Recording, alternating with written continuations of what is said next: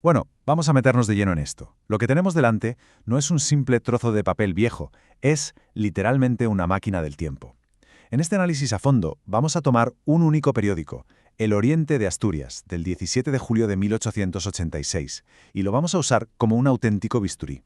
Vamos a diseccionar la macropolítica, la microeconomía y los mitos más arraigados de la España de aquel siglo. Y ojo, no nos vamos a quedar en los titulares. Vamos a cuestionar los motivos, a debatir las implicaciones y entender cómo funcionaban los engranajes de toda una sociedad a través de sus propias páginas.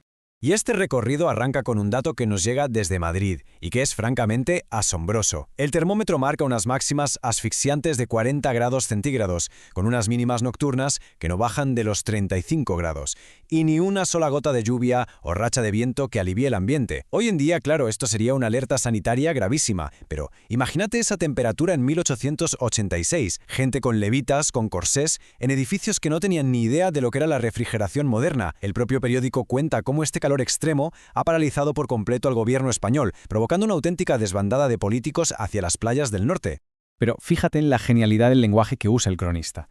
Llama a esta ola de calor madrileña una atmósfera masticable. Es una imagen literaria brutal. Casi podemos sentir esa asfixia, esa densidad del aire caliente que parece que se puede morder.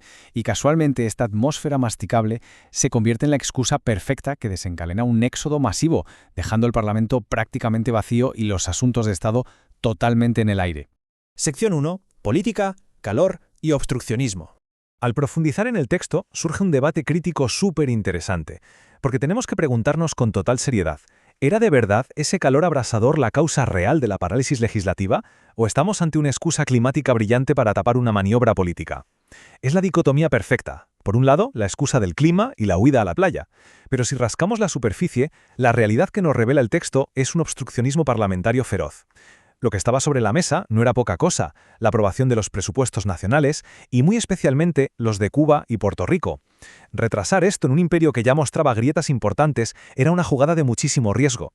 Así que esas altísimas temperaturas eran de hecho el telón de fondo perfecto para evitar votar.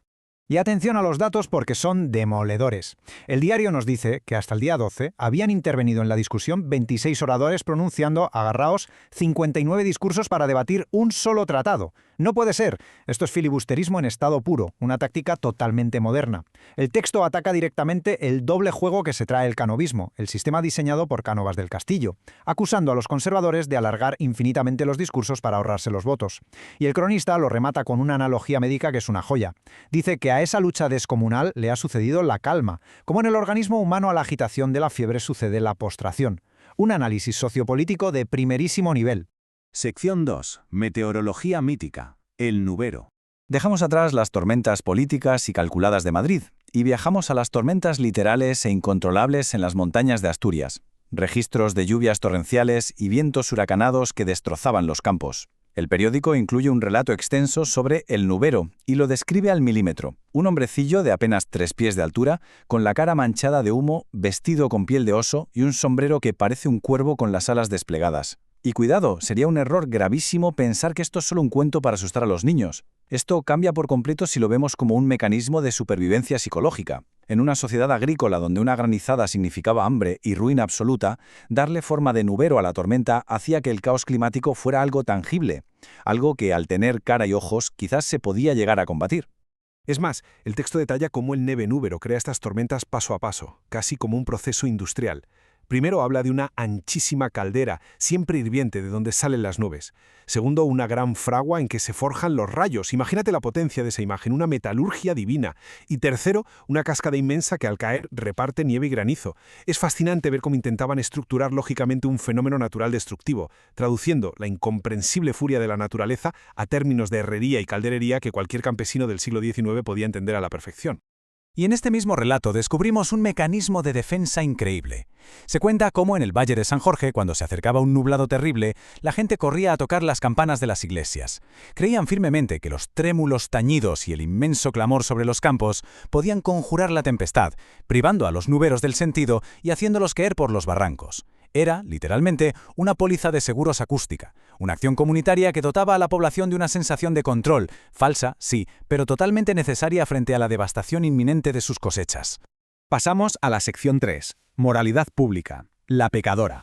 Así que, de intentar controlar el clima exterior, el análisis da un giro tremendo hacia el control del clima interior de la sociedad, la moralidad pública. Vemos narrativas religiosas súper dramatizadas impresas directamente para el consumo de masas. Y aquí tenemos que pararnos a pensar seriamente. ¿Por qué colocar un relato moralista sobre la vida de María Magdalena justo al lado de las disputas presupuestarias de Cuba y los partes meteorológicos? La respuesta no es nada trivial. En una época de tanta agitación política y de incipiente modernidad, la prensa no solo informaba, actuaba como un pilar fundamental de control social, recordándole a la gente cuáles debían ser sus verdaderas prioridades y comportamientos. Para lograr esto, el artículo usa unas dicotomías absolutamente impactantes. Contrapone la vanidad de la mujer de ciudad, dueña de un fuego abrasador en su mirada que aprisionaba corazones, frente a la devoción pura en la soledad de una gruta tras 30 años de privaciones. Este lenguaje tan intenso, que enfrenta pasiones y coquetería con el amor divino, funcionaba como una herramienta estricta para salvaguardar el honor, advertía de los peligros de la vida disipada frente a las virtudes de la modestia, apuntando directamente a cómo debían comportarse las mujeres de la época. Sección 4. Sociedad local y celebraciones. Aterrizando de este macroanálisis a un nivel puramente micro, vamos a adentrarnos en el día a día en Asturias. El periódico nos muestra sus celebraciones, sus preocupaciones cotidianas, y aquí encontramos una anécdota que, a primera vista, parece un simple suceso sin importancia, pero que tiene muchísima miga. Se homenajea públicamente a un joven, don Diego León Díaz. Resulta que durante un partido en la bolera de la Vega de la Portilla, encontró un billete extraviado de 100 pesetas, es decir, 400 reales, y lejos de quedárselo, no paró hasta encontrar al dueño y devolvérselo. El periódico lo publica por todo lo alto para aplaudir sus relevantes cualidades y su tremenda honradez. Y esto nos conecta directamente con la sección 5, Economía, Salud y Consumo. Porque para entender de verdad la magnitud de ese acto de honradez, necesitamos entender el contexto económico.